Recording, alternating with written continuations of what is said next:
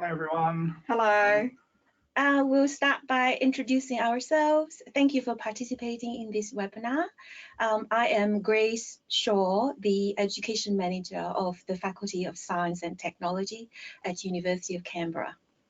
My name is Dr. Luke Wing Wang. I'm the Program Director for the School of Information Technology and Systems from the Faculty of Science and Technology. I'm Pari, and I'm a student ambassador from UC, and I'm from SciTech as well. All right. So thanks everyone for joining us. So today we'll be talking about the courses, the undergraduate courses offered by the Faculty of Science and Technology. So just a few housekeeping matters to get started. Firstly, feel free to write down any of the questions you've got during our presentation in the questions box. So we'll have a look at those and answer those at the end of our session today.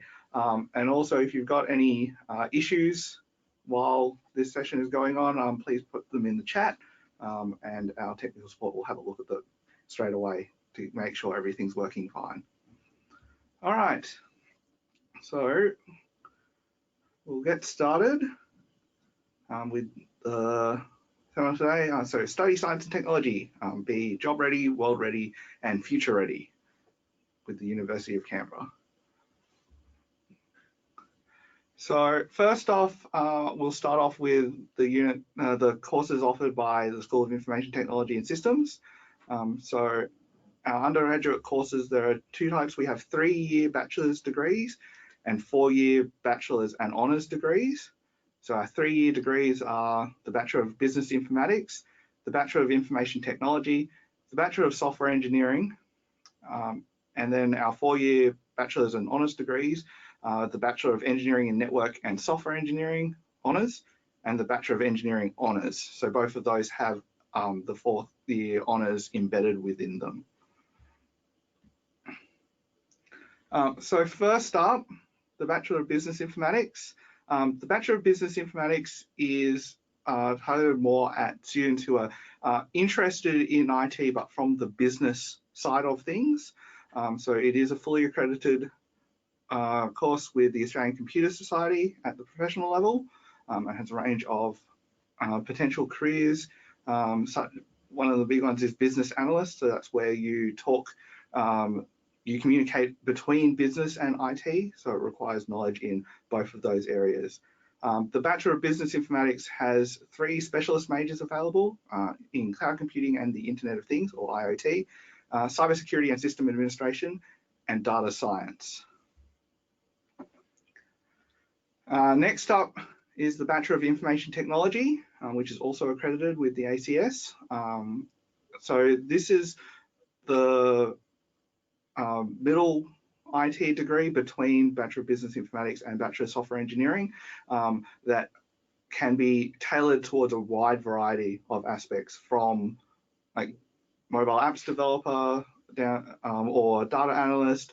So this is the degree that most of our students pick, and this is the degree you pick when you're not really sure exactly what you're wanting to go to yet. You can experience a range from the business to the technical side of IT. The Bachelor of Business Information Technology has the same 3 specialist majors, and in addition, the specialist major in robotics and artificial intelligence. And then finally, for our 3-year degrees, there's the Bachelor of Software Engineering, also accredited with the ACS. And this is tailored towards students who are interested in the coding and development side of things, so potential career software engineer, software games developer, security specialist, cloud computing architect, and so on. And again, as part of this degree, you can do one of the 4 specialist majors available. So just a bit about the specialist majors. So cloud computing and the Internet of Things. This focuses on cloud computing technologies, which are vital components of the internet now and in the future, and focuses on cloud computing with also the opportunity to study for cloud computing industry certifications as part of some of the units in this major. Linked to that, we have the Internet of Things, which often runs on cloud computing. So that's why we've brought these two together into this specialist major. Next up is cybersecurity and system administration. So cybersecurity and system admin is required in all IT these days, and cybersecurity is a constant need at the moment.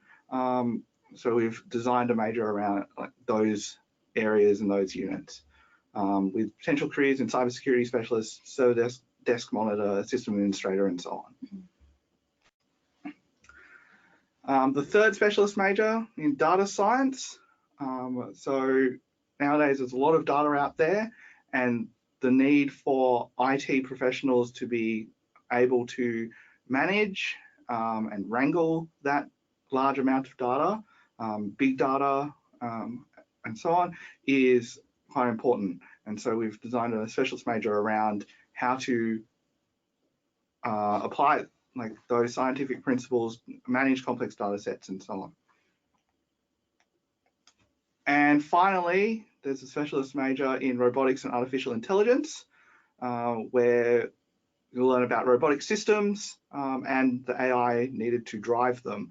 So not only from a software sense, but also a little bit about robots, robotic arms, mobile robotic platforms, how humans interact with those, and then how to develop and code software for them.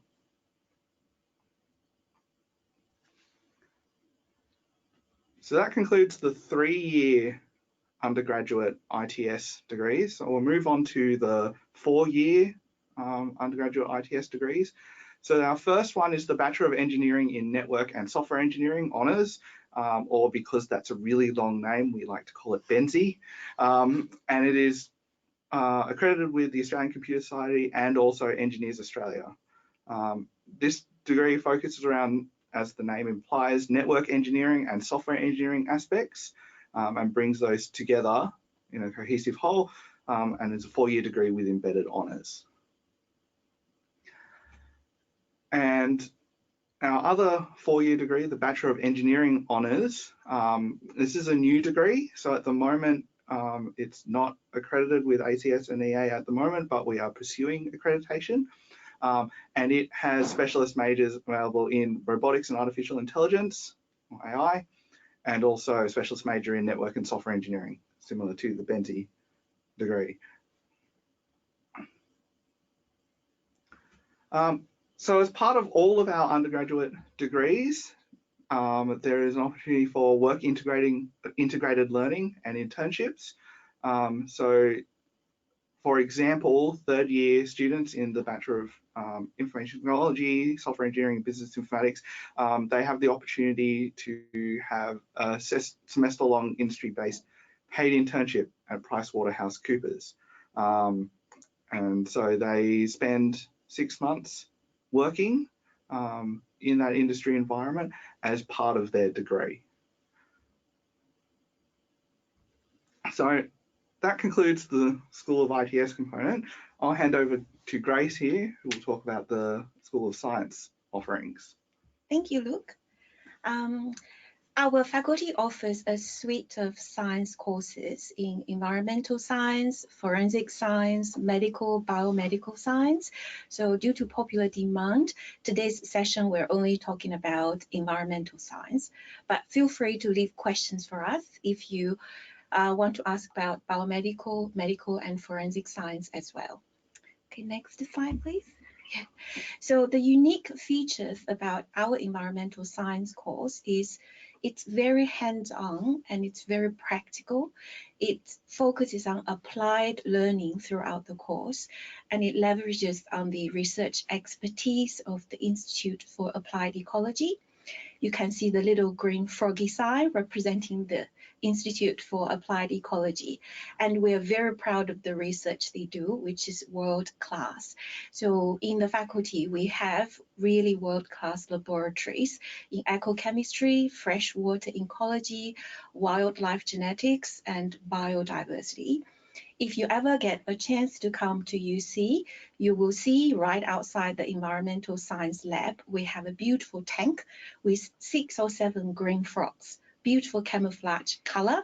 It's a constant trick question for our visitors to ask how many frogs they can spot in the tank. So that's one of the applied and interesting nature of environmental science. Another component of our environmental science, which is really appealing to students, are the field trips component. So for first year, it's basic foundation skills building for students. In the second year, they start to incorporate field trips into the unit. They would go to Wallandra National Park in New South Wales, the Snowy Mountains National Park, to look at the landscapes, to look at the biodiversity, and they go to the New South Wales South Coast to look at marine life. So we have a few specializations or majors in environmental science, which are water science, applied ecology, earth science, ecochemistry, sustainable landscapes. So all of them have laboratory component and field trip component. So students can integrate theory with real world experience. So those are the interesting features of this course. And we get asked all the time, what are the careers for science students? Science is essential in that the skills you get from studying science courses, the analytical skills, critical thinking, communication skills, they cut across all professions in the real world. For environmental science in particular, the career pathways we have seen for our students, they become environmental scientist, water scientist, natural resources manager, environmental manager, or research scientist. So we have incorporated in the slides a few photos taken by our students. They go on field trips and they go to the Murray-Darling River and caught a big fish. And some go to the national park and took photos of the beautiful landscape. And that's one photo of the froggy we had in the tank here in the science building, just so that you see what a gorgeous green color it has. Okay, that's about it. One thing I want to mention is we have a very active science student society here. They organize competitions, field trips, tracking events throughout the year. So if you do come to study environmental science with us one day, you will get to experience the full spectrum of university life and the interaction among the students and interesting things they do out in the wild. Okay, that concludes our PowerPoint section. So we are now moving on to answering the questions you have raised during the session. So the first one I can see is, I have already accepted my offer. When can I start applying for my units? Okay, I presume you have accepted the offer for semester 2, 2019. And then if that's the case, we have orientation week, which starts on 30th of July. So we encourage that you come to the orientation week, meet with your program director, your unit convener, and the students who start together with you in semester 2, and you'll be given your study plan. And it's then you choose what units to study, and you also get your timetable. So it's absolutely essential to come to the orientation week in July.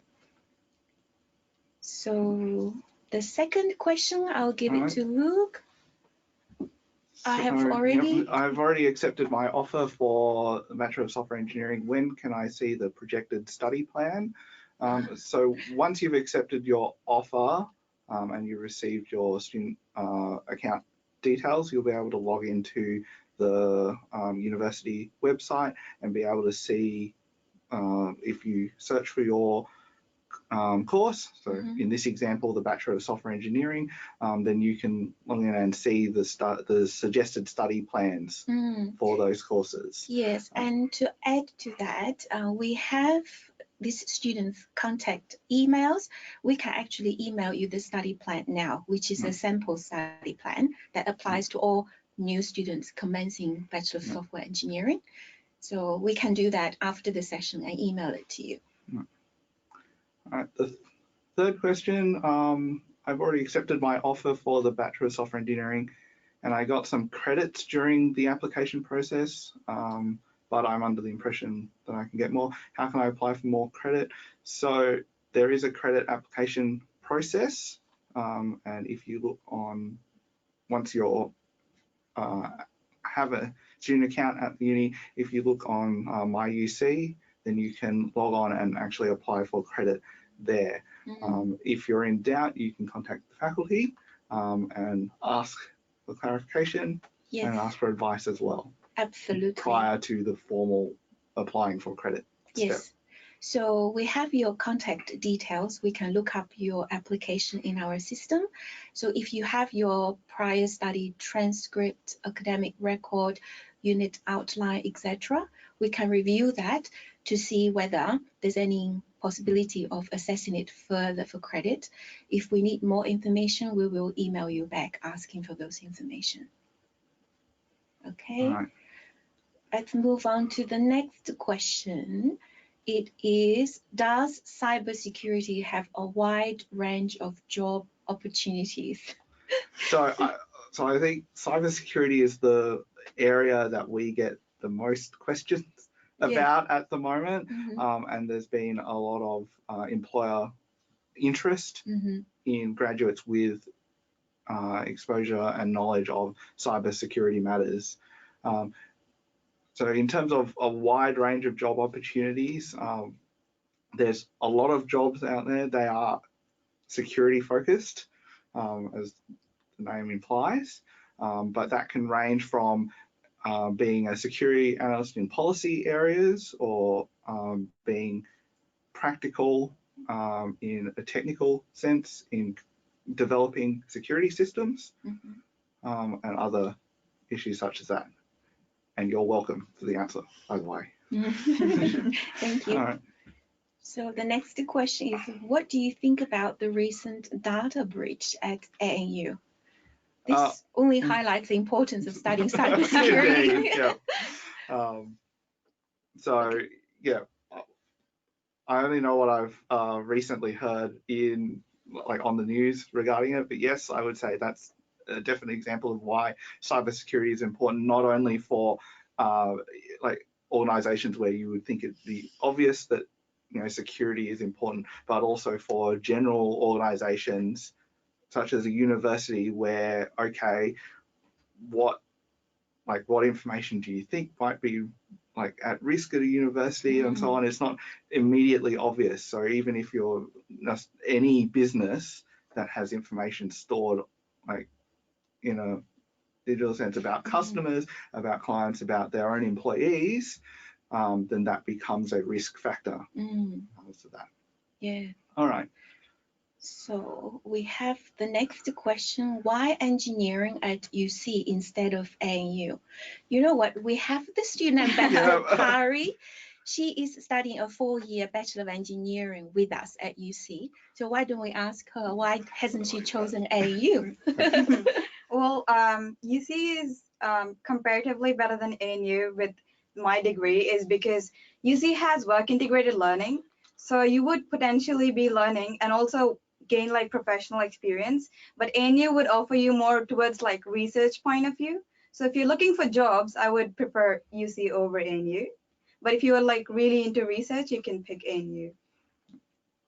Thank you, Kari. You're welcome.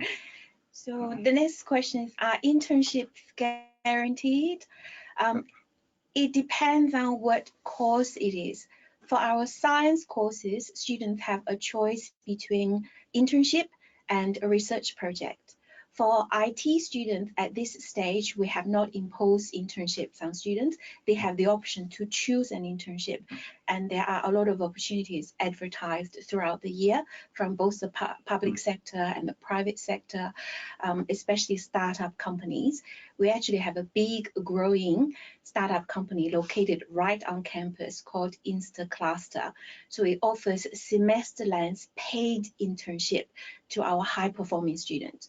So if you're a high-performing student, then absolutely there are a lot of opportunities out there for internships, but there's no guarantee because the selection is based on merit and it's quite competitive. But from what I observed, despite the fact that selection for internships are competitive, our students especially IT students, starting from second year, they seem to be all in some sort of employment, part-time work, ICT cadetship, or postgraduate study program for the public service. So they are working and earning at the same time. So that's better than internship because it's paid in a real workplace, rather than doing internship for the sake of internship. They are actually becoming employees. They are working in a real organization. For some students doing the ICT cadetship, so they're working part-time as at APS 2 level, and upon graduation, they get straight onto APS 3 ongoing, so which is really good. I'll just expand on that answer a bit, as well as internships in all of the ITS undergraduate degrees. There's also final year capstone projects, and they are often done for industry partners and other professional organizations that actually come to the university to say, we would like a group of students to work on this project for us. So even if you don't have the opportunity to do an internship during your degree, in your final year, you will be working on a real project, probably for an external company or other agency as well. All right. So the next question is, what are the opportunities to study overseas? Okay, so our students usually use open electives space to study overseas. The university has a global learning office, which can talk students through the partners the university has with overseas institutions. You can choose to do a short winter term, short-term study, or you can even do a semester-length study if there are sufficient open electives space in the course. Off the top of my head, during summer term, we have students going to Peru to study biodiversity, going to New Zealand to study marine life, and some students do a whole semester overseas in the US, in Canada, depending on their interest. So they get credit after completing those units overseas towards the open electives units in their course. And the next question is also related to science. Does the Bachelor of Science offer industry integrated learning? Okay, it's even better than that. We have guest lecturers and industry experts coming to teach into the Bachelor of Science. So they bring the real world flavor to the units we deliver. And some of our unit conveners, they previously worked in industry or worked in the science profession. So they come to teach in the unit. And also, like I mentioned before, our Institute for Applied Ecology has very strong industry links with major research organizations in Australia and internationally. And they also have strong links with Australian Federal Police, Geoscience Australia, and all the natural resources management agencies. So absolutely in the course, you will get real world flavor. You will get exposure to industry practice and industry skills needed. And your unit convener will also be able to bring guest lecturers to bring that industry linkage to the unit you study. I hope that answers your question. So next few questions are regarding the study plan. Oh, this is a follow-up question. Yeah, yes. Follow-up. So okay. Yes. We'll just call you TD. Is that okay? To de-identify you. So TD, we have your email address. We will be able to contact you after this webinar session and forward you the study plan. Your question also is in regards to further credit assessment. So we can follow up with you by email as well after this session. Okay. So TD, you have another question. Should I apply for credit before starting a unit? And considering how the study plan would be confirmed only in time for orientation week, would be my first opportunity to apply for credit? I was a Bachelor of Software Engineering guy. Yes, we know you are. Okay, so it's strongly advised to have credit assessed before the study plan is done. I am so glad you joined this webinar session. So we have your personal details.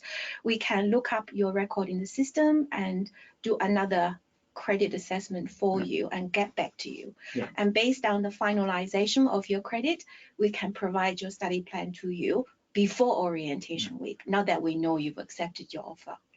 As a Yeah. more general answer regarding credit, the earlier you ask or apply, the better, because then we will have time to assess whether you're eligible for credit and then work out an appropriate study plan taking that credit into account.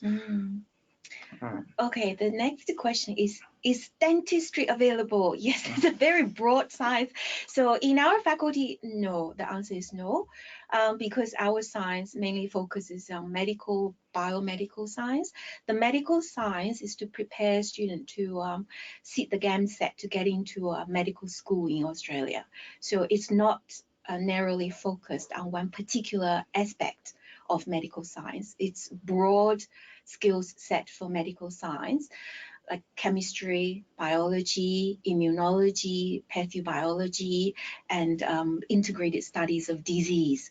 Essentially, the foundation skills you will need to sit a medical exam to get into a medical school. So it's not particularly focused on dentistry, sorry. Okay.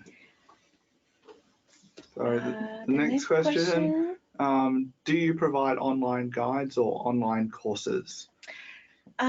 We have postgraduate online courses at this stage. It's in forensic science only, not in dentistry.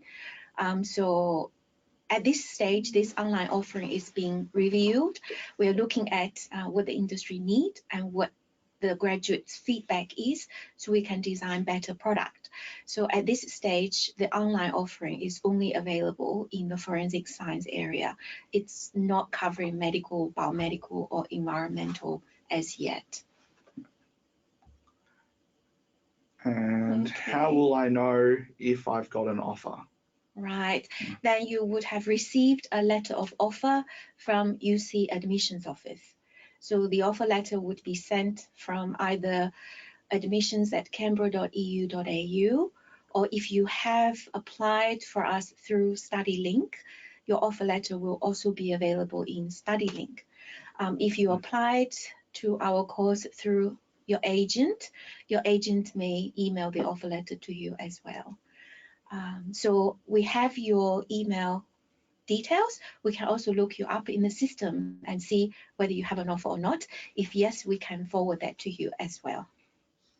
Okay. All right. So it looks like we've answered everyone's questions. Yeah. A lot of good questions. Thank you very much for your participation. And we'll definitely follow up with TD's questions. He's very keen to work out how much credit he can get and what his study plan will look like. Absolutely, we'll get onto that after the webinar session. And it's a good opportunity for us to meet with Pari as well. Yeah. So Pari is our student ambassador. So we encourage more girls to study science and technology. So we're very, very happy we got Pari. So Pari, you've been studying with us for how long? Currently, I'm finished with my first year, so I would be potentially going into my second year when the midterm starts. So how do you find your life as a student ambassador so far? Does it put you out to all the stakeholders? Well, student ambassador job is a pretty casual and laid back job, so it doesn't really annoy my normal schedule and budge my normal learning time. But it also exposes me to like different aspects of things like communication, and then you get to go on expos and meet with different people, and so it like helps you grow professionally and personally. Yes. So it's a really cool job to have while you study. Yes, every year we get a new batch of student ambassadors. So we are very lucky every year we get really good students representing the faculty, explaining how the courses work, how the timetabling, unit selections work to our students. So that adds students' perspective to the whole study experience. We really value that. So yeah, we get to help a lot of people that come in. Like all the future students come in with a lot of questions and confusion. Like accommodation. So it's just so much easier. So we hand in like a study guide and help them through whatever they're facing at that moment. Yes. And it's such a fun time. Yes. And student ambassador is always a very good mentor for first-year students who need to transition from a high school environment to a university environment. So we do have student mentors plus student ambassadors to help with the transition. They work very closely with the faculty and especially with my education team. So we are very closely knit community here at UC. So I think we're just about out of time. To wrap up. Okay, so thank you very much. We'll definitely follow up with those of you who have had specific questions regarding your applications or other thing. Yes. So we'll definitely follow up with those. Yeah. Otherwise, thank you very much. Yeah, thank you. It's a pleasure. Thank you for joining the webinar. And DJ, we saw your last question. We will be in touch and check on your offers. Thank you. Thank you.